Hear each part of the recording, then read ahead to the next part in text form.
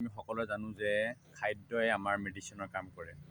গতিকে নিজৰ ঘৰতে উৎপন্ন হোৱা খাদ্য, বাৰীৰ ঢাপত হোৱা যিকোনো বস্তু বা তেনেকুৱা ধৰণৰ ঔষধি গুণ সম্পন্ন খাদ্য আপোনালোকে খাওক, গ্ৰহণ কৰক। মই দেখাব খুজিছোঁ মই নিজে ৰোৱা এজোপা তিতা কেৰেলা। তিতা নামটোৰ কাৰণে তাক চবে বেয়া পায়, সেইকাৰণে তাৰ নামটো ইংলিছত কয় বিটাৰ গাৰ্ড। ইয়াত দুই এটা কলি পেলাইছে, দুই এটা বেয়াও হৈছে, লাগিও আছে। চুগাৰ ৰেগুলেশ্যনৰ কাৰণে আমাৰ কাৰণে উপকাৰী, ইমিউন ছিষ্টেমৰ কাৰণে উপকাৰী, কাৰণ প্ৰচুৰ ভিটামিন চি থাকে, এণ্টি অক্সিডেণ্ট থাকে। ডাইজেশ্যনৰ কাৰণে খুবেই ভাল, ইম্প্ৰুভ কৰে ডাইজেশ্যন। ইয়াতো তিতা কেৰেলা, এইটো এটা ছিঙিব পৰাই হৈছে। ইয়াত হাই ফাইবাৰ থকাৰ কাৰণে কনষ্টিপেশ্যন, বায়'ল ৰেগুলেট সহায় কৰে, ৱেট মেনেজমেণ্টত সহায় কৰে।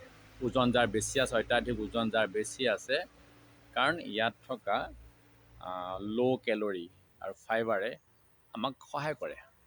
হাৰ্ট ডিজিজৰ কাৰণে খুবেই ভাল।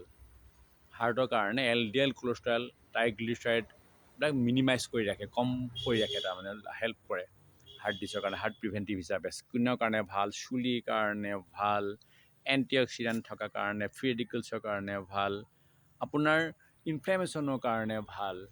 কিছুমান দুই এটা মাজে মাজে এই এনেকুৱা ধৰণৰ হালধীয়া হৈ বেক্টেৰিয়া বা এনেকুৱা ধৰণৰ কিবা ইনফেকশ্যন হৈ পোকে কুটাৰ কাৰণে দুই এটা বেয়া হৈ গৈছে। স্কিনৰ কাৰণে ভাল, কাৰণ ভিটামিন এণ্ড এণ্টি অক্সিডেণ্ট থকাৰ কাৰণে। ৰেছপিৰেটৰী ট্ৰেক্ট যাৰ প্ৰব্লেম আছে, এজমা আছে, ব্ৰংকাইটিছ আছে, তেওঁলোকে খাব লাগে। বেছিকৈ খাবও নালাগে, তিতা বেছিকৈ খালেও আকৌ কিছুমানৰ কাৰণে বেয়া, কাৰণ এই তিতা কেৰেলাত থকা কিছুমান গুণে লুজ মোশ্যন, ডায়েৰিয়া, ডিচেণ্ট্ৰি, পেটৰ বিষ কৰিব পাৰে। বেছিকৈ খাবও নালাগে, প্ৰেগনেঞ্চিৰ সময়তো তেনেকৈ খোৱাটো নিষেধ।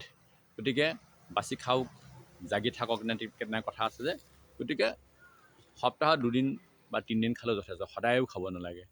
তিতা কেৰেলা ঔষধি গুণৰ সম্পৰ্কে ক'লোঁ, কিবা থাকিলে ক'ব পাৰিব, এড কৰিব পাৰিব।